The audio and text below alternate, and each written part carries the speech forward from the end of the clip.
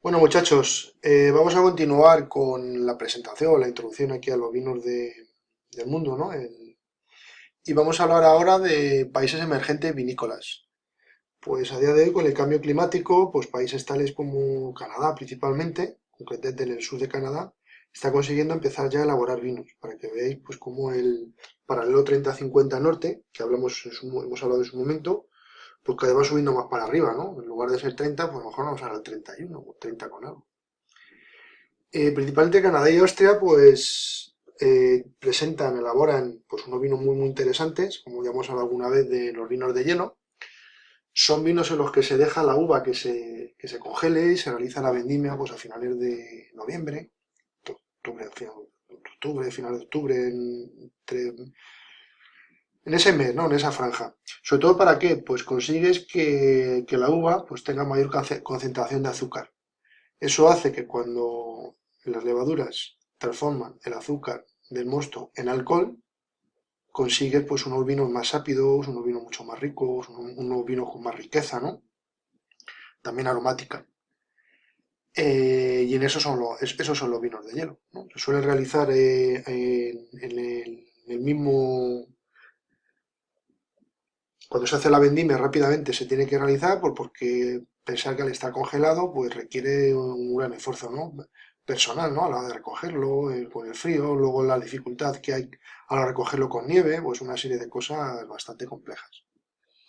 Luego estamos hablando en Grecia. En Grecia pues tenemos los vinos de. Grecia tiene su interesante vino, que la característica, bueno, de este tipo de vino griego, pues tiene una antigüedad pues, de unos 2000 años más o menos. Suelen ser vinos casi siempre blancos, en algunos casos rosados, en los que se elaboraban en ánforas y un poco pues para evitar la entrada de oxígeno se solía poner en la tapa de la ánfora una especie de resina para que el oxígeno no estropeara el vino. Todo eso sucedió pues antes de que existiera la botella, los corchos, etc. Y bueno, eran vinos que estaban muy aceptados para aquel entonces y bueno, a día de hoy pues se sigue apostando y se sigue desarrollando estos vinos. Luego posteriormente, pues bueno, nos vamos a Turquía. Turquía hay que pensar que es un país enorme. Tienes la zona europea y la zona asiática, europea con Estambul, la zona asiática con Ankara. No todos son árabes, hay una gran presencia de cristianos y pues bueno, el cristianismo necesita el vino, ¿no? Para su liturgia. Son vinos bastante elegantes, con la ventaja de, bueno, la influencia del clima mediterráneo, pues permite pues tener un clima bastante aceptable pues para elaborar vino. Posteriormente Georgia pues ha apostado ahora y está desarrollando vinos fermentados en ánforas. Son vinos bastante peculiares que todo el proceso de fermentación, pues en lugar de hacerlo en depósito de fermentación, incluso algunos hacen en barricas, pues lo hacemos en ánforas, con lo interesante, ¿no? que va a aportar esos aromas, ¿no? Esos aromas tan peculiares. Luego nos iríamos a Japón. En Japón tenemos pues la importancia y sobre todo el desarrollo de la uva Kosu. La uva Kosu pues dicen que es una hermana pequeña, un nieto, un heredero de la uva Chardonnay. Es un vino bastante interesante, muy meloso en boca, muy agradable. Es ideal para combinarlo pues, con postres, con chocolates. Tiene unos ligeros matices de frutas exóticas y bueno, yo he tenido la oportunidad de probarlo varias veces y debo reconoceros pues que las veces que así ha sido, pues ha sido muy sorprendente la experiencia. Bien, luego posteriormente, pues vamos a hablar muy por encima de China, en lo que, bueno, cuando tratemos los vinos asiáticos, ya le incidiremos más sobre él. Y en este caso, pues bueno, hay que tener o incidir en la importancia de que China, de una manera, pues, más o menos inteligente y acertada, pues está apostando por copiar pues grandes crus franceses. Recordar que un cru pues son zonas en las que tienen viñedos excepcionales, ha apostado pues eso, cru quiere decir crecimiento, o sea, que cada vez va más y va a tener pues, si siguen así, continúan con esta política de copiar y mejorar lo ya existente, pues tienen viso, ¿no? De que la cosa, pues, van a tener mucha importancia. Bien, un poco así para... Me gustaría compartir con vosotros un interesante vídeo, ¿no? De... A ver si soy capaz de mover esto. Aquí. Para que veáis un poco aquí nuestros amigos los chinos lo que han montado allí en China. O sea, es un parque temático del vino, o sea, vais a alucinar lo que han hecho aquí, ¿vale? Espero que os guste y bueno, vamos a ir viéndolo.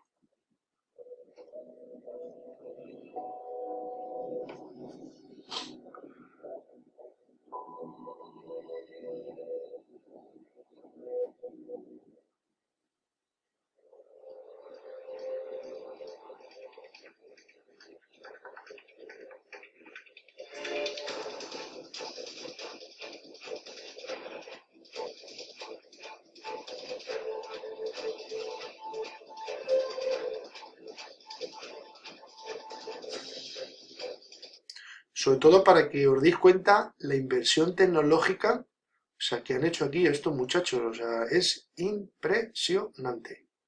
Fijaros, o sea, todo está mecanizado, el volumen de producción uf, va a ser enorme y bueno, o sea, la cosa tiene viso, ¿no? De que esta gente pues va muy, muy, muy en serio, referente no solamente a nivel económico, sino lo que es a nivel referente al vino. Continuamos.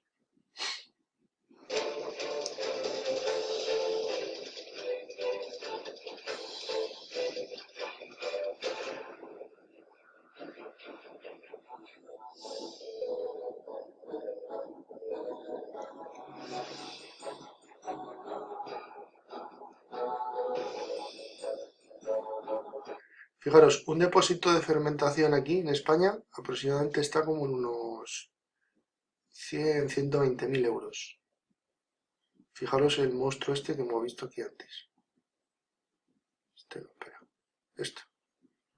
O sea, esto es una millonada lo que tienen aquí metida esta gente.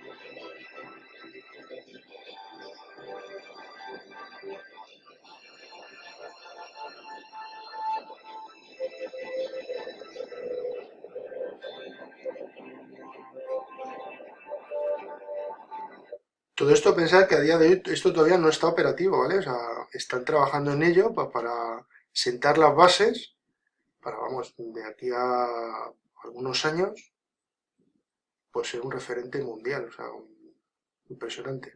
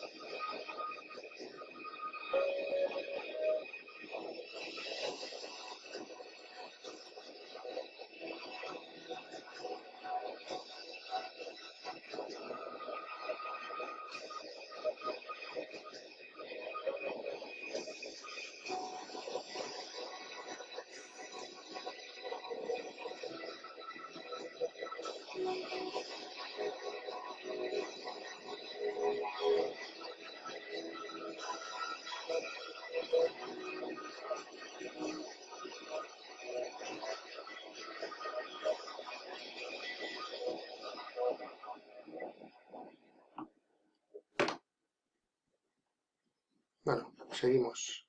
Impresionante, ¿verdad? Bueno, vamos a continuar. Países emergentes. Bien, ahora bueno, vamos a continuar un poco con las diferencias, ¿no? Ya hemos visto una aproximación. Voy a colocar esto así un poquito por acá, se ve bien. Ahí ahora, ahí. Ya hemos visto una aproximación de las zonas de países que elaboran lo que se conocen como países del Nuevo Mundo y del Viejo Mundo referente al vino. Ahora vamos a ver un poco las diferencias, ¿no?, más significativas entre ellos. Por un lado, los países del Nuevo Mundo han apostado desde el primer momento por tecnología. Hay que pensar que ellos han empezado más tarde a meterse en esto del vino y bueno, pues poco a poco ellos han visto de que de una manera aceptada la tecnología pues cada vez está más presente en nuestras vidas. Frente a las bodegas del viejo mundo, pues que están avaladas y sustentadas por la tradición, por la historia, tienen en muchos casos pues unos orígenes centenarios y bueno, pues no van a cambiar de la noche a la mañana.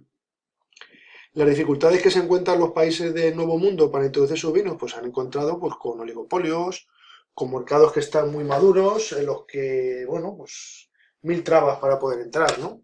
De una manera muy aceptada. Los vinos del Viejo Mundo eh, apuestan siempre por el suelo, consideran pues que el suelo es el elemento fundamental a la hora de elaborar el vino y bueno, hacen un estudio muy concienzudo de la edafología, de los nutrientes, los minerales, qué zonas son ideales para plantar el vino. Mientras los países del Nuevo Mundo pues han optado por la uva. Es más, ensalzan el valor varietal, o sea, de la riqueza de sus uvas, ¿no? O sea, sobre todo, pues, cada uno de ellos, pues bueno, de manera más o menos acertada lo que defiende. Los vinos del viejo mundo son vinos muy gastronómicos, son vinos que están concebidos sobre todo para consumir con una elaboración culinaria, ¿vale? Frente a los vinos del nuevo mundo, ¿no? Que sobre todo pues quieren huir de ese encorsetamiento y bueno, pues que el vino se tiene que tomar y se debería de tomar y se debe de tomar en cualquier momento, no solamente comiendo o cenando, sino pues a lo mejor a media tarde te apetece un vino, pues te tomas un vino y no por ello tienes que, a la vez que estás tomando el vino, comer. O sea, es una manera yo creo que bastante acertada. A día de hoy los vinos del viejo mundo, no, vamos, no somos capaces a día de hoy todavía de inculcar eso, ¿no?, en la población. Los vinos del viejo mundo hay que tener en cuenta pues que son vinos bastante frescos, suelen ser poco dulces. Hay que tener en cuenta pues que el sol, las horas de luz, pues son fundamentales pues porque la uva madure más, que tenga más cantidad alcohólica y por eso son menos licorosos. ¿Por qué? Porque tienen menos presencia de azúcar, la uva es menos gruesa, etc, etc, etc.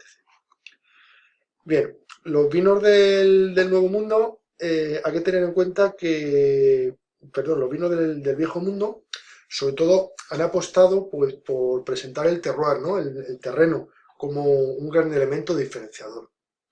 Siempre, pues, se considera acertado, pues, que la crianza debe ser agradable, suave, frente a los vinos del Nuevo Mundo, que sí que buscan esa tanicidad, esa potencia en los vinos, que sean vinos tánicos, que sean vinos maderizados, o sea, que tengan mordiente, ¿no?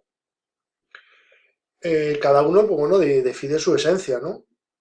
Que sea el mejor o peor, pues bueno, va a depender un poco de la política, ¿no?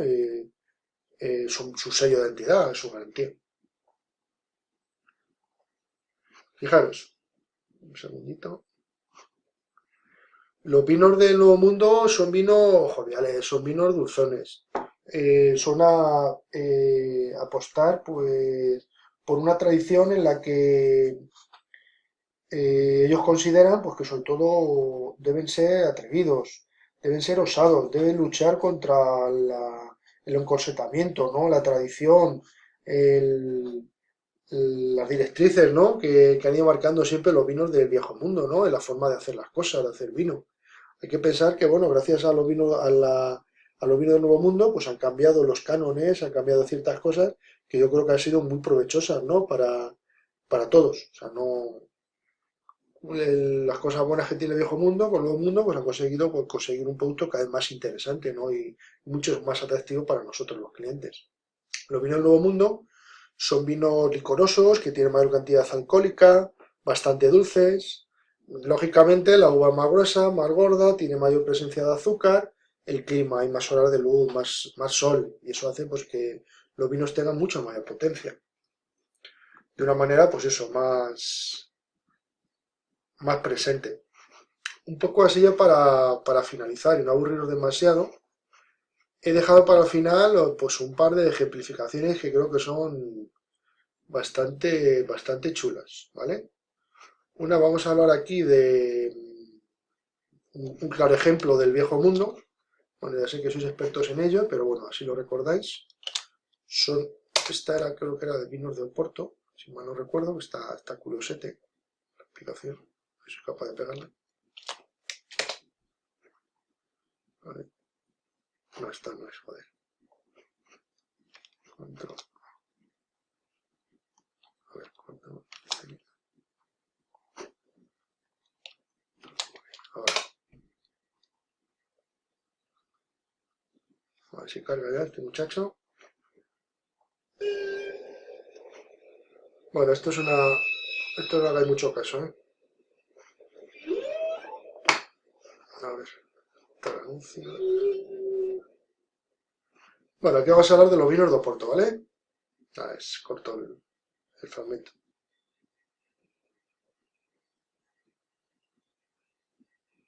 Hoy vamos a visitar primero las bodegas de Oporto que quedan en Vale. la ciudad de Oporto. Y después vamos a ir a recorrer lo que es el Valle del Duero, la ribera del Duero, que comienzan los viñedos a unos 100 kilómetros de aquí, de Oporto, donde estamos ahora, y después continúan hasta la frontera con España. La parte de los viñedos se denomina el Bajo, el Medio y el Alto Duero. Bueno, y aquí ya veíamos la bodega Sandeman, que es la más promocionada, la que tiene más marketing, a la que vienen más turistas a visitar. Y estas son las callecitas de Vilanova de Gaia, de todas con nombres ingleses. Ahí vemos Porto del otro lado, y allá en la plaza que mencionábamos ayer estaba nuestro hotel. Esto en un parquecito que hay enfrente a las bodegas, al lado del río, un antiguo alambique donde se destilaban los alcoholes para fortalecer el vino de Oporto. Intentando.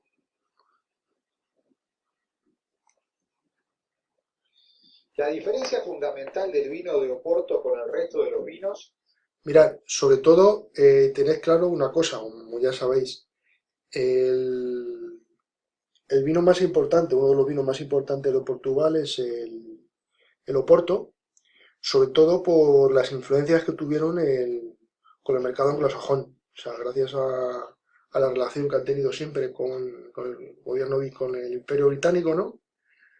Pues ello le ha permitido que este vino pues tenga una repercusión a nivel internacional muy importante, ¿vale? Que es lo que vamos a ver ahora. Pero soy capaz de quitar esto de aquí, este de aquí, ahora. Bueno, vamos a dar aquí a este muchacho. Continuamos.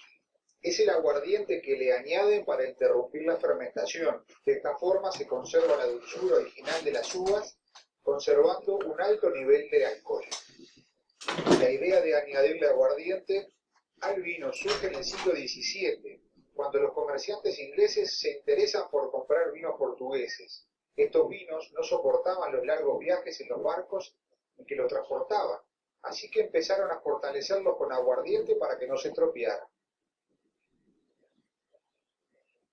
Antes del siglo XVII, esta región era ya conocida por sus vinos tintos y blancos, aunque eran poco consumidos fuera de Portugal. En 1678, Inglaterra y Francia entran en guerra, ocasionando escasez de vino en el Reino Británico. Para hacer frente a la escasez, Inglaterra recurrió a los vinos de Portugal, su aliado de 3 siglos. Vamos a visitar ahora la Casa Ramos Pinto. Fue fundada por Adriano Ramos Pinto en el año 1880. Ramos Pinto era un joven emprendedor entonces de apenas 22 años. Sus vinos de gran calidad y estrategia innovadora y emprendedora empleada por sus creadores hicieron que Ramos Pinto se hiciera con gran parte del mercado del vino de Oporto. En la visita que vamos a realizar, vamos a ver el museo particular, una gran colección de objetos recopilados desde los comienzos de la empresa, como son algunas máquinas de escribir o antiguas calculadoras. La parte de la visita en la bodega será corta y menos interesante que en otras bodegas, pero no por ello va a dejar de ser menos atractivo. Rápidamente, esta bodega se hizo con la mitad de la exportación de los vinos de Oporto. Tanto es así que obtuvo su primer lugar en América Latina. En Brasil hubo una época en la que en vez de pedir un Oporto, se pedía un Ramos Pinto. También fue innovadora y considerada atrevida para la época, como lo vemos en este afiche, la promoción que se hacía de los vinos de Oporto.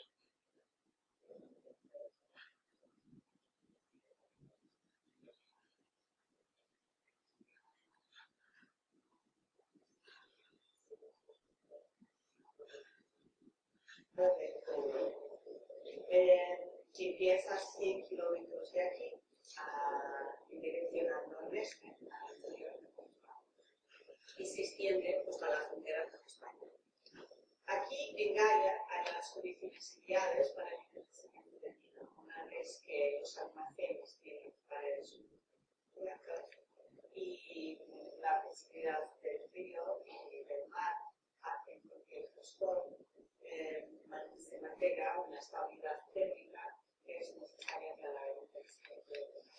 En esta bodega tenemos alrededor de 275.000 litros de vino. Y en una otra que tenemos muy cerca de aquí tenemos alrededor de 3,5 millones de vino. La versión del vino de Oporto que se consume actualmente se dice que es originaria de los comerciantes de Liverpool, Inglaterra, que allá por el año 1678 adoptaron la técnica utilizada en el monasterio Lamego para modificar el vino.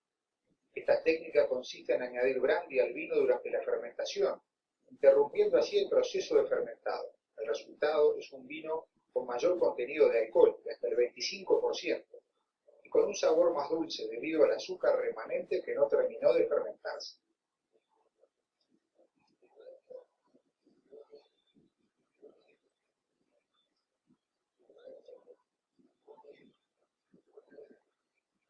El éxito de este tipo de vino en Gran Bretaña llevó al establecimiento de varias casas vinícolas en Portugal, de origen británico. Para el siglo XVIII había un monopolio británico de facto sobre el producto de Oporto. Este monopolio duró hasta la fundación de la Compañía Belga, que marcó el ingreso de los portugueses a la producción y a la comercialización de este vino. Como vemos aquí, ya hemos iniciado nuestro paseo por el río Duero en España, y en este pueblo, en este puerto, vamos a almorzar para continuar nuestro viaje y en la tarde deleitarnos en alguna de las bodegas con algunos Oportos que seguramente nos van a gustar. Los Oportos dicen que se caracterizan por su gran intensidad aromática, la presencia del alcohol, su dulzura y la tanicidad en algunas de sus categorías. Sobre todo, fijaos, bueno, yo creo que ya os comentaron eso en su momento, que lo interesante de estos vinos, porque aparte de ser vinos bastante licorosos, pues son vinos muy, muy, muy agradables, ¿no?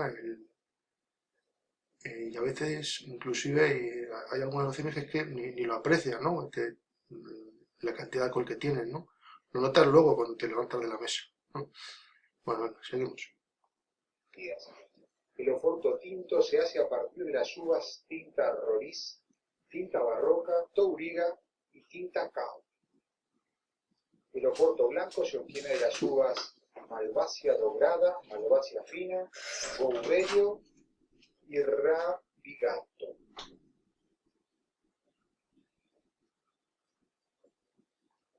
Según el Instituto dos Vinhos do Douro e do Porto, Estos se pueden clasificar en dos categorías principales según el tipo de envejecimiento.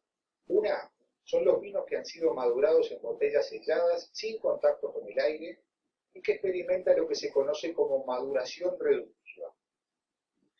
Los otros son los vinos que han sido madurados en barricas de roble, cuya permeabilidad permite cierto contacto con el oxígeno, experimentando una maduración oxidativa.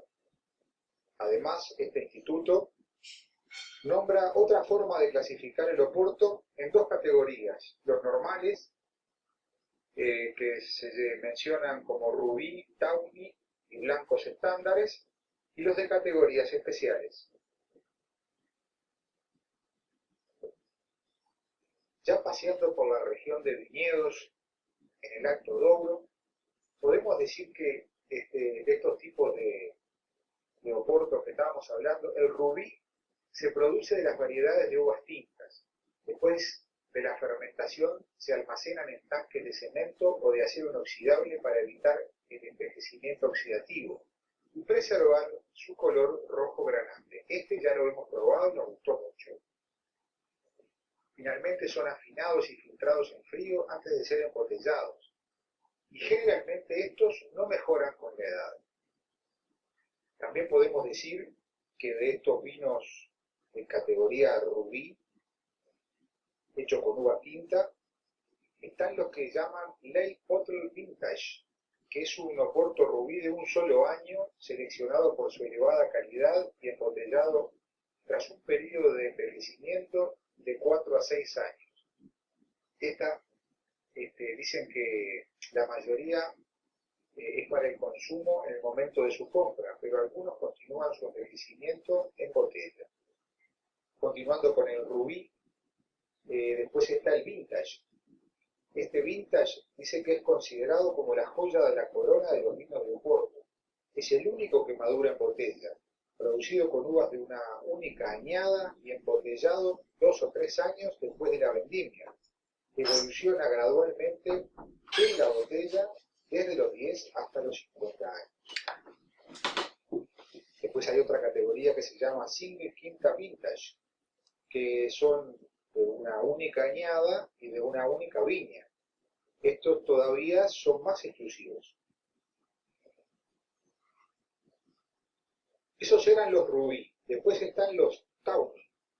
Estos son envejecidos en barricas de roble que los exponen a una oxidación gradual y a evaporación. Como resultado de ello van evolucionando poco a poco a un color marrón dorado. La exposición al oxígeno le imparte sabores característicos al vino, que luego se mezclan para que coincida con el estilo de la casa que lo fabrica. Cuando un oporto se describe como tawny, sin indicación de edad, indica una mezcla base de vinos envejecidos en barricas durante por lo menos 2 años. Estos también los probamos y son riquísimos. Hay distintas categorías de tawny, por encima de las anteriores, de la anterior de 2 años de envejecimiento, y estas se categorizan en 10, 20, 30 y 40 años. Mientras que vamos comenzando nuestra recorrida por la bodega de Oporto, la Quinta do Tedo, que es una bodega atípica porque pertenece a un multimillonario francés, Vincent Bouchard, que es propietario de varias bodegas en Burdeos. Entonces es una bodega que no pertenece ni a ingleses ni a portugueses. Antes de comenzar la recorrida les voy a hablar un poco del oporto que nos falta, que es el oporto de vino blanco. Dicen que se presenta en varios estilos relacionados con el periodo de envejecimiento más o menos prolongado y los diferentes grados de dulzor, que resultan del modo en cómo... Solo un pequeño inciso, ¿vale? Tener claro, bueno, aquí lo están comentando en este vídeo, de que los vinos de Oporto blanco existen. O sea, no tienen tanta importancia como el vino de Oporto tinto, el rojo, pero vamos, que sí que existe. Y ahora van a hablar un poco sobre ello, ¿vale? Venga, continuamos, muchachos. Se elabora este oporto. A los vinos tradicionales se juntaron los vinos de aroma floral y Pero otro pequeño inciso muy rápido. En Portugal hay más de un porro, o sea, creo que hay vinos de Oporto y los que llevan más de 50, 60 referencias distintas de uvas. O sea, solo para que os hagáis una idea, la riqueza sápida, aromática, floral que eso puede suponer, ¿vale? Bueno, perdona, no paro. Complejo, con volumen alcohólico mínimo en el entorno del 16%, vino de Oporto blanco, leve, seco, capaces de responder a la demanda de vinos menos ricos en alcohol.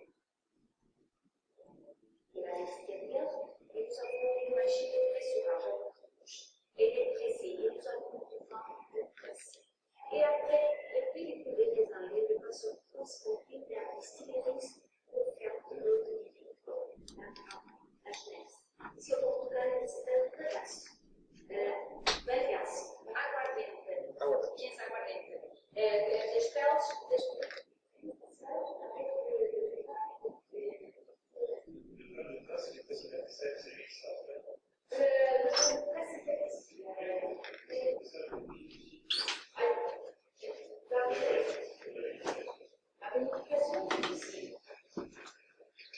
Nous avons 5 chiens. Ils sont plus grands, mais ils sont très, très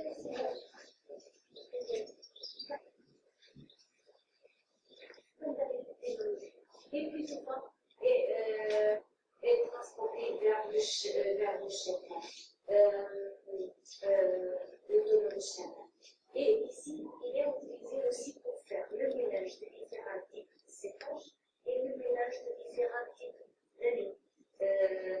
Tout est fait ici, il est testé, il va être testé ici, et puis il est transféré pour le tonneau de chien. Esto se llaman pipas, ¿vale? Pipas o botas, ¿vale? Las barricas de Oporto.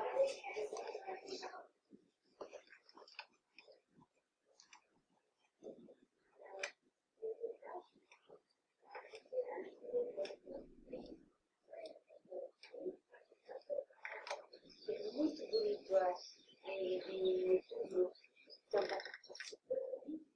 Le Paris et le Rosé. Et le Portugal, nous n'avons pas ici parce que nous n'avons pas de séchage. Ça n'existe un quota avec le vent seulement près de 2 heures et pas 2 jours. Et alors, maintenant, c'est partout. Le dissocié de la piscine. Pero fijaros un poco las barricas, ¿no? Cómo están decuarteadas. Eso es por el alcohol, ¿no? Y la cantidad de años que puede llevar esto a estar aquí. Ya lo veis, ¿no? Las grietas que tiene. No llegan a tener pérdidas porque se va solapando, ¿no?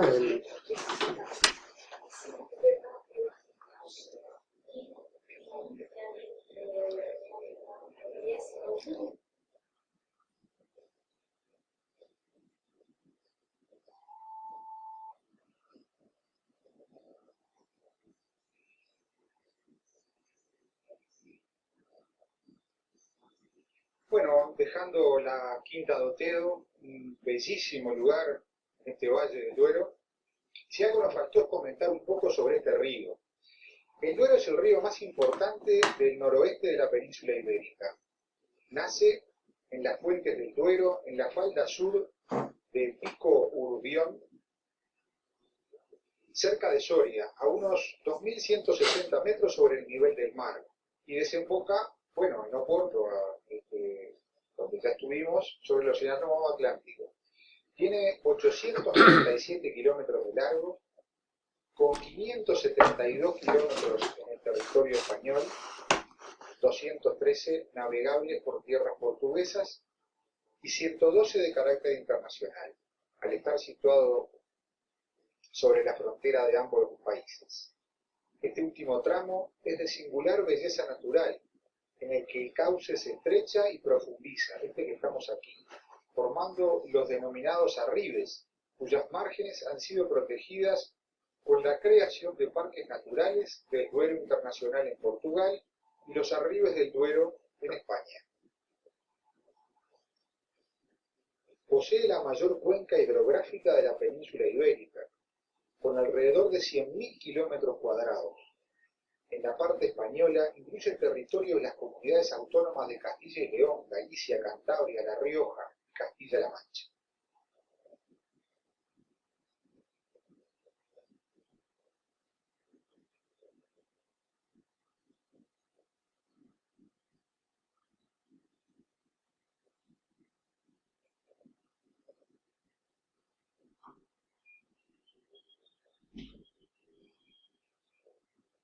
Fijaros qué preciosidad. Muy, muy bonito.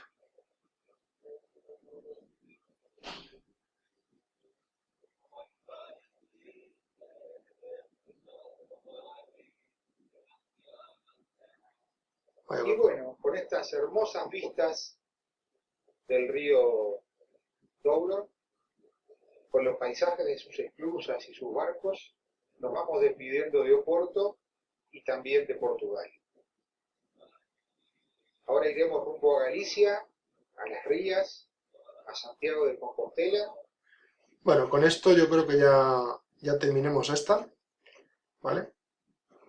Y ahora os voy a poner otra un poco de despedida del Nuevo Mundo, esta es más corta. Y daríamos un poco ya finalizado, ¿no? Esta introducción, ¿no?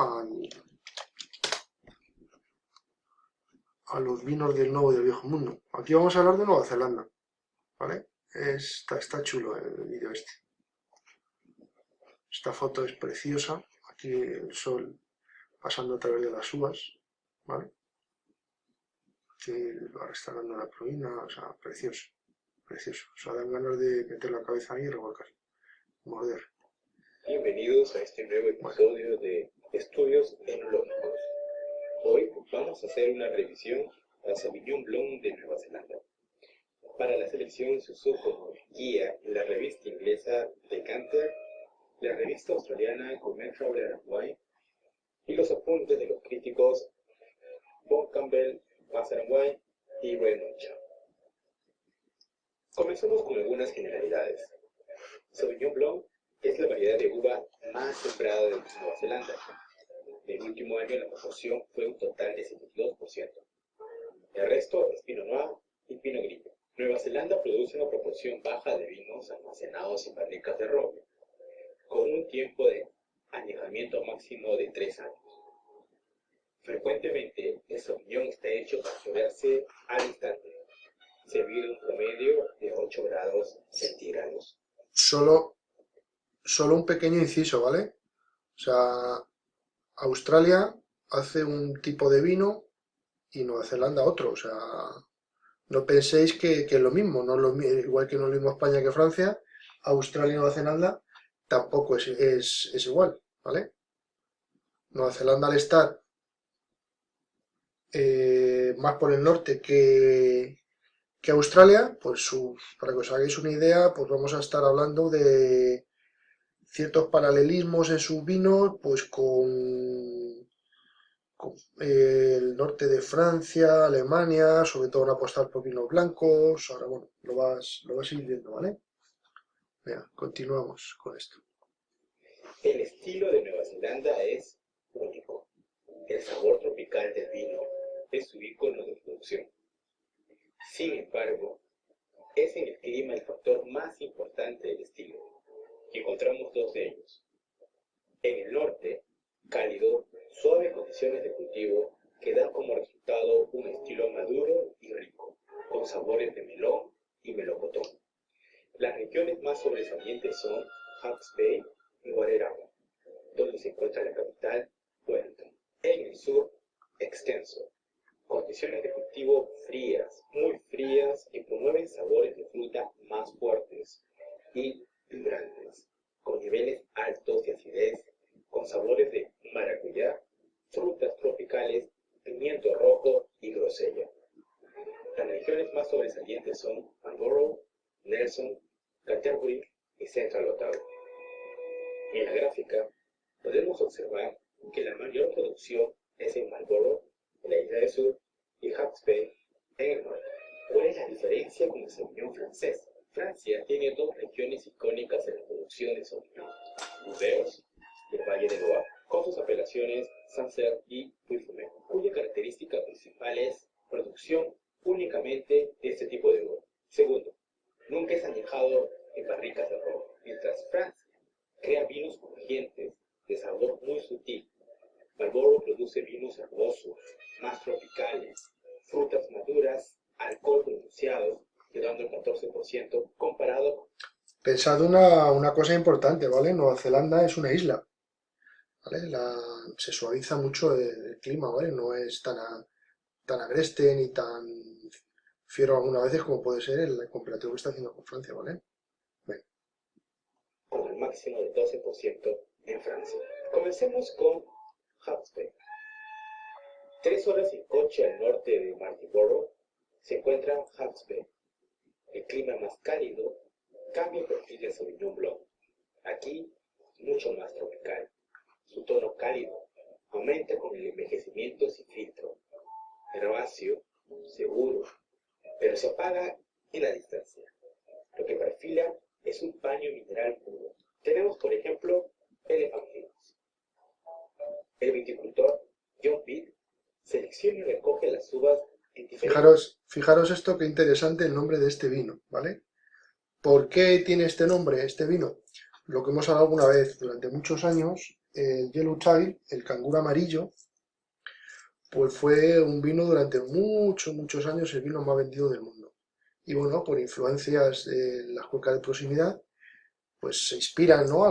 Para ver con productos o nombres que han tenido mucha aceptación, pues se van inspirando en ello. De aquí viene el nombre de este vino. Este vino lo he probado y está curioso. Es de tapón de rosca, está tipo chardonnay, pero como os ha comentado hoy aquí el señor, ¿no? No tan mantequilloso ni iríamos sobre todo muy a piñas, iríamos a melones, o sea, muy frutal. Tiempos para obtener diferentes niveles de madurez para su Sauvignon.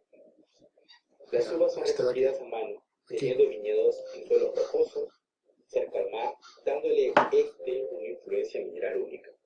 El vino es añejado en barricas de roble viejo por 3 años sin filtrar. El vino solo se lanza al mercado si la vendimia 2014 y está actualmente agotada. Bueno, la siguiente subregión es Nelson. Esta pintoresca región que se encuentra en el extremo norte de la isla del sur se beneficia de las altas horas de sol, un clima costero protegido y moderado y un suelo semifértil. En Nelson tenemos, por ejemplo, Neudorf. Neudorf tiene una reputación de producir vinos de primera clase y este Sauvignon Blanc no es una excepción. Con reminiscencias del estilo del viejo mundo, seco, con excelente concentración, bajo porcentaje de alcohol y largo final. Si están cansados de tomar Sauvignon Blanc con alta acidez e intenso aroma a grosella, este vino es para ti. Bueno, ahora llegamos a la región de Marlborough. El Sauvignon Blanc de Marlborough es como ningún otro vino en la tierra. Si has bebido un sorbo de este vino, entonces ya lo sabes. Con aromas a hierbas y grosellas, lima, maracuyá son su clave. Reconocido por su asociación olfativa con el pis de gato, es uno de los vinos aromáticos más reconocibles de todo el mundo. Marlborough tiene 3 subregiones: Awatere, Warra Valley y Sutter Valley. El valle de Awatere es la subregión geográficamente más distintiva que se extiende al sur del valle de Warra, fresco, clima seco, con más viento y más elevado, con cosechas bajas, produce un Sauvignon distintivo y dramático. Difícil condiciones de crecimiento en el valle de Awatere. Siguiente, Warra Valley. Es la más larga, presenta los suelos más antiguos, pedrosos. Las lluvias crean mesoclimas dentro de la subregión. En términos generales, el clima es seco y frío, de maduración de la fruta temprana. Los vinos son intensos, reflejando la fortaleza del viñedo en esta particular subregión. Sutter Valley. Sutter Valley presenta suelos más arcillosos, con climas más frescos, produciendo Sauvignon muy aromáticos. Veamos los mejores vinos de esta región. Claudie Bay. La mayoría de los enólogos buscan enriquecer las texturas sin afectar los aromas del vino. Otros dan un paso o dos más. Ticoco de Claude Bay es su viticultura. Con viñedos localizados en Southern Valley, Claude Bay fermenta en levaduras autóctonas. El coco de Claude Bay es cremoso, de bordes minerales y complejo, con fuertes caracteres de roble, aromas florales, con aromas de melocotón y de ahumado, rico, poderoso, voluptuosamente texturizado. Dog Point. Dog Point lleva el nombre de los primeros perros ovejeros de la zona. Este es uno de los primeros viñedos privados en el valle de Warren. Section 94 es un viñedo singular, cosechan a mano, fermentando añejado en roble francés por 18 meses, se botella sin filtrar. Vino de cuerpo completo con considerable profundidad y complejidad. Los intensos sabores cítricos y minerales se complementan con su única textura. Clos Henry. Ubicado en el valle de Warren, Clos Henry es la finca de Henry Bourgault. La familia Bourgault de Sancerre, Francia, abrazó su nuevo suelo, encontrado con gran entusiasmo, deseoso de comenzar de nuevo sin las restricciones que le imponía en Francia. Los productores de vino locales estaban intrigados por ver cómo el conocido enólogo de Sancerre plantaría y vinificaría sus vinos. A pesar de su historia de 10 generaciones produciendo Sauvignon Blanc y Pinot Noir en el Valle del Loire, este no se afanó de comenzar desde cero. El bouquet muestra aromas típicos de Sauvignon de Mosellan, maracuyá y paladar, fruta madura con una mineralidad expresiva. El final es persistente. Clos Margarita. Después de 20 años de experiencia en viticultura y enología, Jean-Charles Hoff y su esposa Marguerite establecieron en profundidad de 10. Sobre todo quedaros con algo característico de los vinos de Nueva Zelanda, ¿vale? Sobre todo son vinos blancos, ¿vale? Y destaca el que muchas marcas apostaron de siempre, ¿no? Por el tema este de tapón de rosca. Aquí fueron un poco los pioneros, ¿no? Empezar a usarlo de manera eh, tan expansiva, ¿no? Y por medio de tantas bodegas. Y sobre todo, bueno, pues su marca, su uva característica, su varietal más importante, como estáis viendo, pues es el Sauvignon Blanc. Aquellos que os guste el vino blanco, pues que sepáis que en Nueva Zelanda pues es muy conocido y son muy afamados sus vinos blancos. A mí personalmente, los vinos blancos, soy más de vino tinto, pero bueno, el que tomarse se toma. Venga, sigamos. Hectáreas, con un estilo crujiente y seco, notas de melocotón y piña. El paladar tiene una textura pegjosa y muchos caracteres de fruta madura, pero todo en armonía y con mucha finura. Es difícil explicar cómo tener un vino con la atmósfera de Nueva Zelanda y al mismo tiempo mostrar la moderación y elegancia que comúnmente se encontraría en el viejo mundo. Así Es algo, mirad, muchas cosas que, bueno, sobre todo los vinos de Nueva Zelanda, estos vinos blancos, sobre todo pues a grandes referentes, ¿no? Franceses, a bodegas francesas, lo usaron, se asentaron en esta zona un poco pues, para dar un giro, ¿no? A sus productos, para no ser siempre sota, caballo y rey de siempre. Esto es lo que está comentando aquí el comentarista, ¿vale? son los vinos de Clos Margarita. Once. Algo que me gustaría recalcar sobre el Sauvignon Blanc de Nueva Zelanda son los precios. El precio no está relacionado con la calidad del vino en lo absoluto. Ansfield es un gran ejemplo de esto.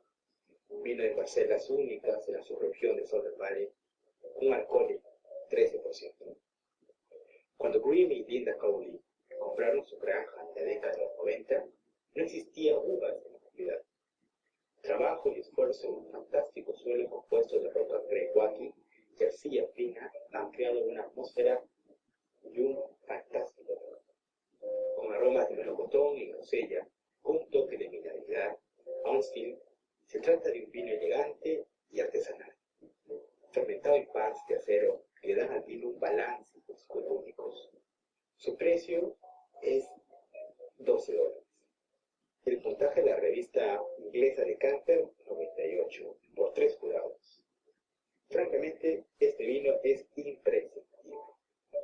Desafortunadamente, los vinos de Central Otago y Canterbury están subrepresentados en la selección de este año, del año 2017, pero siempre existen grandes vinos por descubrir. Muchas gracias por su atención.